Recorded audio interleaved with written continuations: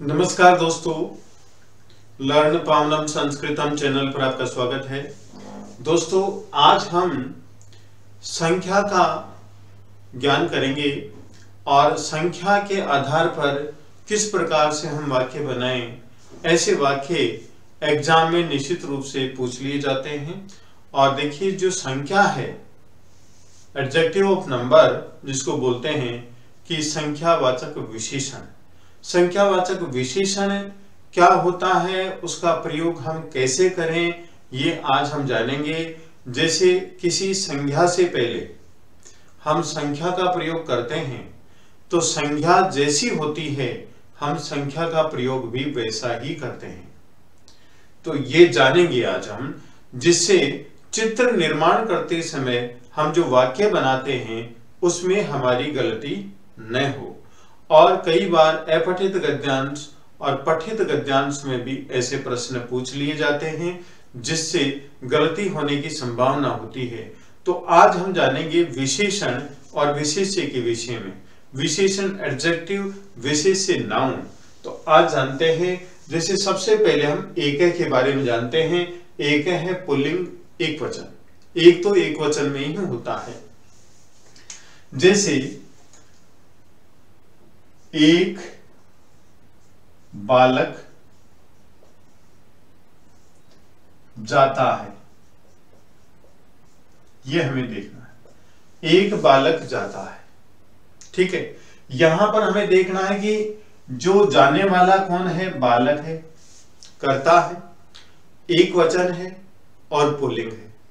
इसलिए जो हम संख्या देख रहे हैं आगे एक, तो हमें कंफ्यूजन होता है कि हम एक लिखें या एका लिखें या एकम लिखें। तो इसके लिए हमें जानना है कि जो संज्ञा है जिसके पहले हम संख्या का प्रयोग कर रहे हैं वो संज्ञा किस स्थिति में है, उसी स्थिति में हमें विशेषण का प्रयोग करना है। तो देखिए, यहां पर जो बालक है पुल्लिंग है, एक वचन है, तो पुल्लिंग एक वचनी हमें संख्या लिखनी है। यहां पर जो बालक है पुल्लिंग है, एक वचन है, तो हम पुल्लिंग एक वचन ही क्या लिखेंगे, एक है, बालक है, करता है, और जाता है, गच्छति।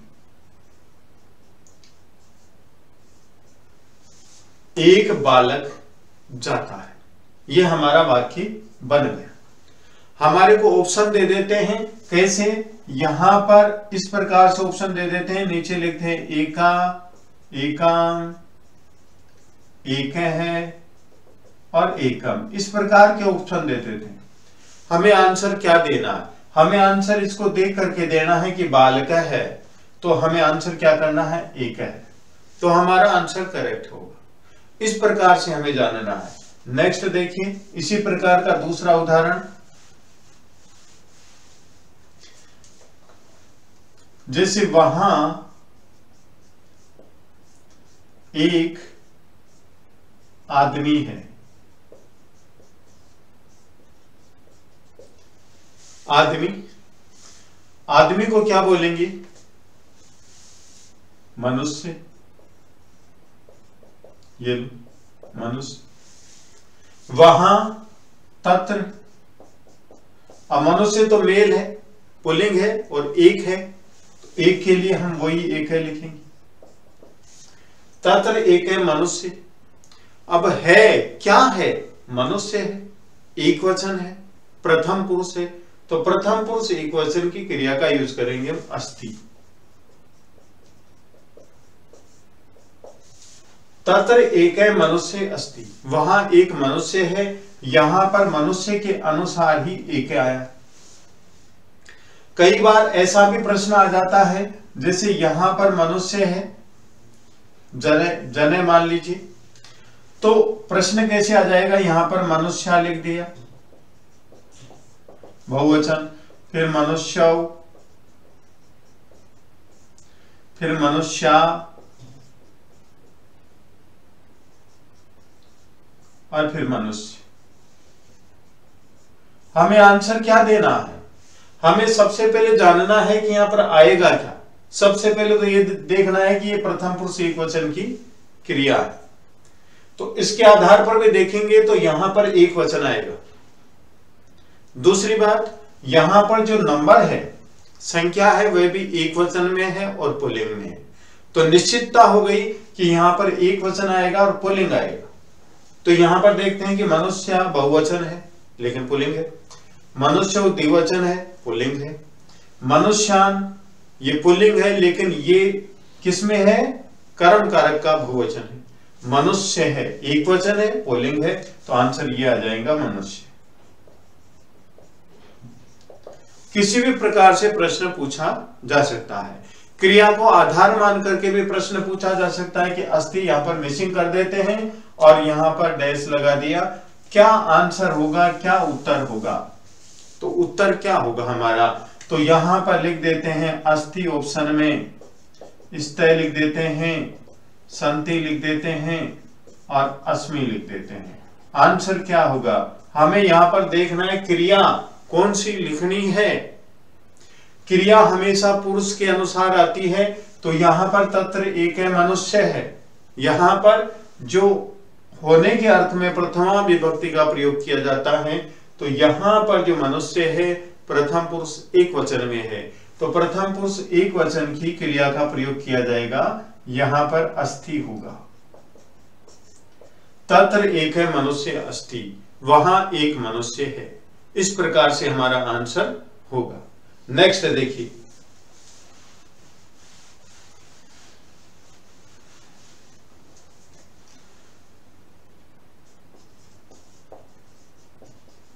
विद्यालय में एक अध्यापिका है। विद्यालय में एक अध्यापिका है, तो विद्यालय में अधिकरण कारक आ गया, विद्यालय लिखेंगे, विद्यालय अधिकरण कारक में पर, जिसे बालिके रामे। अध्यापिका स्त्रीलिंग है, इसलिए जो एक शब्द है ये भी स्त्रीलिंग ही लिखेंगे, एका, एका। अध्यापिका अध्यापिका लिख देंगे, शिक्षिका भी लिख सकते हैं। अध्यापिका है अस्ति, अस्ति क्यों आया, क्योंकि प्रथम पुरुष एक वचन है। अध्यापिका स्त्रीलिंग है, एक वचन है, इसलिए स्त्रीलिंग एक वचन एका का प्रयोग किया गया। या ऑप्शन में ये भी दे सकते हैं, ये भी देख सकते हैं, ये भी दे सकते हैं, कुछ भी दिया जा सकता है। यदि हमें ज्ञान है तो हमारा आंसर एकदम करेक्ट होगा। ठीक है, तो यहां पर हमारा आंसर हुआ विद्यालय एका अध्यापिका अस्ति, विद्यालय में एक अध्यापिका है। ठीक है, तो ध्यान रहे कि जो नाउन है, संज्ञा है, पुल्लिंग है तो संख्या यहां पर पुल्लिंग में लिखें, स्त्रीलिंग में है तो संख्या यहां पर पुल्लिंग में स्त्रीलिंग में लिखें। ठीक है, नेक्स्ट क्वेश्चन।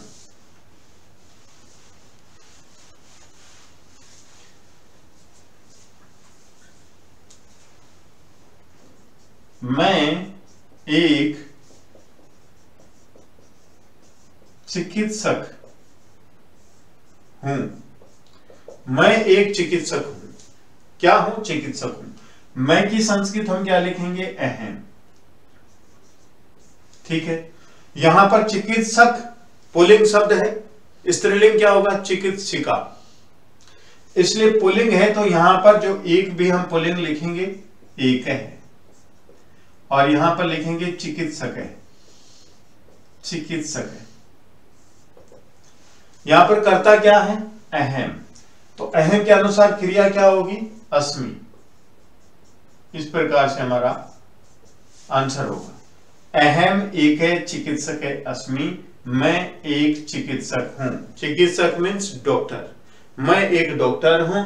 तो उत्तम पुरुष एक वचन का कर्ता है, उत्तम पुरुष एक वचन की क्रिया का प्रयोग किया जाएगा।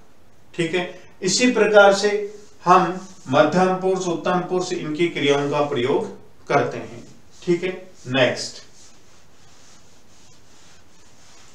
नेक्स्ट है जैसे एकम का प्रयोग कर रहे हैं, तो एकम नपुंसकलिंग है, वहां एक फल है, ये वाक्य।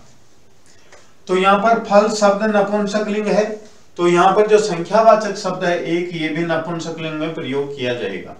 वहां ये अव्यय शब्द है तो यहां पर लिखेंगे तत्र एकम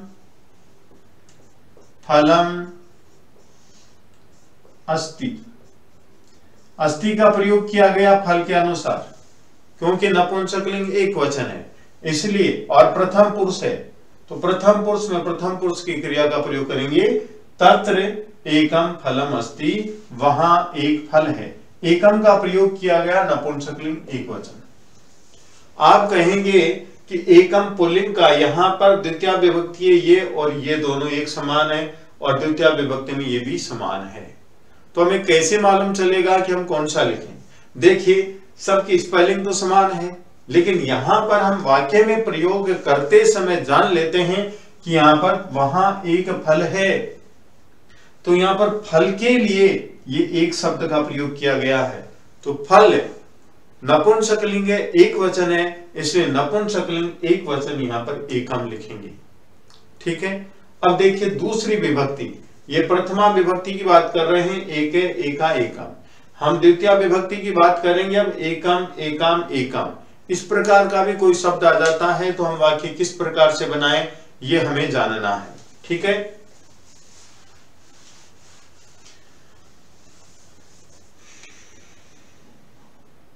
मैं एक बालक को देखता हूं। मैं एक बालक को देखता हूं। देखने वाला कौन है? मैं। किसको देखता हूं? बालक को। कितने बालक हैं? एक। ठीक है। तो जैसे हम बालक शब्द है द्वितीय विभक्ति में लिखेंगे बालकम, बालकौ और बालका, ऐसे लिखते हैं द्वितीय विभक्ति में, बालकम बालकौ बालका। तो मैं एक बालक को, तो एक बालक के लिए बालकम होगा, क्या लिखेंगे? अहम। अब बालकम कर रहे हैं द्वितीय विभक्ति एक वचन, तो यहां पर बालक पुल्लिंग है, तो पुल्लिंग एक शब्द में द्वितीय विभक्ति एक वचन यूज करेंगे, एकम। तो यहां पर लिखेंगे एकम, फिर लिखेंगे बालकम। उत्तम पुरुष एक वचन का करता है, उत्तम पुरुष एक वचन की क्रिया लिखेंगे पश्यामि। अहम एकम बालकम पश्यामि, मैं एक बालक को देखता। कई बार ऐसा होता है कि यहां पर मिसिंग होता है, यहां पर डैश आता है, आपको कहा जाता है कि यहां पर रिक्त स्थान भरिए। तो कैसे भरेंगे? आपको दे दिया गया एक है, एकम, एका और एकेन। उत्तर क्या होगा? आप उत्तर देंगे इस शब्द को देख करके, बालकम को। बालकम शब्द द्वितीय विभक्ति एक वचन में है, तो एक शब्द भी द्वितीय विभक्ति एक वचन में ये लिखेंगे हम, तो हमारा आंसर हो जाएगा एकम। ठीक है। तो अहम एकम बालकम पश्यामि, मैं एक बालक को देखता हूं। आप सोचेंगे कि यहां पर मैं है और यहां पर मैंने ये अनुस्वार लगा दिया, ऐसा क्यों? क्योंकि ध्यान से देखिए ये मैं है और इसके आगे कोई व्यंजन होता है, इसके आगे कोई व्यंजन होता है तो मैं के स्थान पर अनुस्वार हो जाता है। जैसे इसके आगे जो एकम, इसके आगे बै व्यंजन है, तो जो ये मैं है ये अनुस्वार में बदल गया। इस प्रकार से हम मैं का अनुस्वार कर देते हैं, ऐसा नियम है, मो अनुस्वार संधि है। ठीक है। और मैं के आगे कोई स्वर होता है तो उसमें मिल जाता है, मान लीजिए ऐ होता है इसके आगे तो मैं पूरा हो जाता है, तो ये भी आपको ध्यान रखना है। ठीक है। अब नेक्स्ट वाक्य और देखिए, क्योंकि चित्र आधारित प्रश्न पूछ लिए जाते हैं और संख्या से संबंधित प्रश्न भी आ जाता है, तो इसका हमें ध्यान रखना है। ठीक है। नेक्स्ट है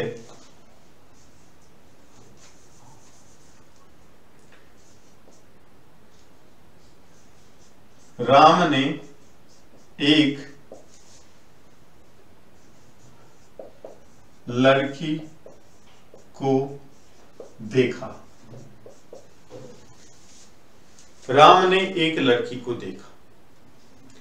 लड़की यहां पर स्त्रीलिंग है, यहां पर जो संख्या है इसके अनुसार आ जाएगी। तो राम है, देखने वाला कौन? राम है। एक लड़की को, कर्ता ने कर्म को, तो द्वितीय विभक्ति आएगी। द्वितीय विभक्ति में एकाम, तो यहां पर लिखेंगे हम एकाम, आगे लिखेंगे बालिकाम, ये भी द्वितीय विभक्ति एक वचन में होगा, बालिकाम। किसने देखी? राम ने देखी। राम प्रथम पुरुष एक वचन है, प्रथम पुरुष एक वचन की हम क्रिया लिखेंगे अपश्यत। यह आंसर हो गया हमारा, राम है एकाम बालिकाम अपश्यत। राम ने एक लड़की को देखा। ठीक है, आगे नेक्स्ट क्वेश्चन।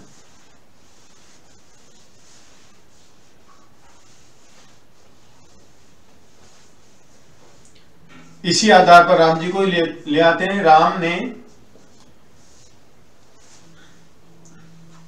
अपने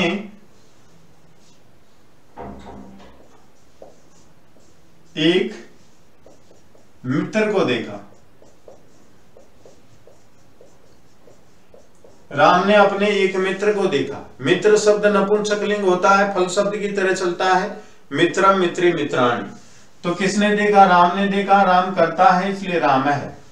अपने स्वयं, इस प्रकार से स्वयं एक मित्र को, तो यहां पर हम लिखेंगे नपुंसकलिंग एकम मित्रम अपश्यत। ये वाक्य बन गया। अपश्यत प्रथम पुरुष एक वचन, राम है भी प्रथम पुरुष एक वचन। अपने स्वयं, मित्रम एकम। ठीक है, यहां पर देखिए अनुस्वार नहीं हुआ। ठीक है, तो यहां पर मैं में हलंत आ गया, आगे है। स्वर होने पर यदि नहीं मिलाते हैं तो अनुस्वार नहीं होता। अगर इसको मिलाते हैं तो मैं पूरा हो जाता है इस प्रकार से, मित्रम पश्यत। इस प्रकार से भी हम लिख सकते हैं, क्योंकि इस मैं में ए मिल गया, और हम इस प्रकार से भी लिख सकते हैं। तो यह हमारा वाक्य बना द्वितीय विभक्ति का। राम ने एक मित्र को देखा, तो यहां पर मित्रम द्वितीय विभक्ति एक वचन है। कैसे पहचाना? को, कर्ता ने कर्म को, तो यहां पर मित्रम का प्रयोग कर रहे हैं, तो यहां पर एकम का प्रयोग कर रहे हैं, क्योंकि दोनों नपुंसकलिंग है और द्वितीय विभक्ति एक वचन है। नपुंसकलिंग में प्रथमा विभक्ति और द्वितीय विभक्ति समान होती हैं, लेकिन वाक्य के आधार पर हम प्रयोग करते हैं तो यहां पर इनको द्वितीय विभक्ति मानेंगे, न कि प्रथमा विभक्ति। ठीक है, नेक्स्ट देखिए तृतीय।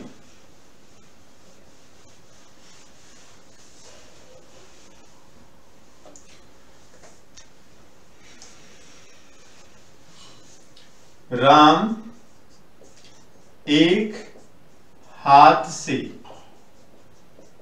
खाना खाता है। एक हाथ से खाना खाता है। ठीक है, तो यहां पर हाथ से,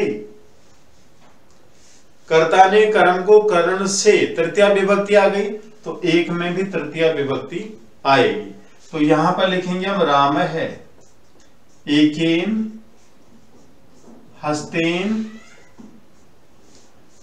भोजनम खादति। ये वाक्य आ गया। खाता है प्रथम पुरुष एक वचन, राम है प्रथम पुरुष एक वचन। एक हाथ से, तो से तृतीय विभक्ति, तो इसमें भी तृतीय विभक्ति एकेन। क्या खाता है? भोजनम। तो राम है एकेन हस्तेन भोजनम खादति, राम एक हाथ से भोजन खाता है। यह हमारा वाक्य बन गया। ठीक है, नेक्स्ट सेंटेंस ऐसा ही। राम एक महिला के साथ मंदिर जाता।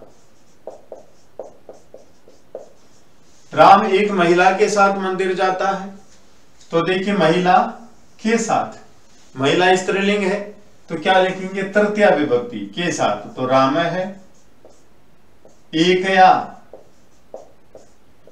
महिलया, जैसे बालिकया उसी प्रकार से महिलया से देवालयम गच्छति। यह वाक्य बन गया। राम एक महिला के साथ मंदिर जाता है।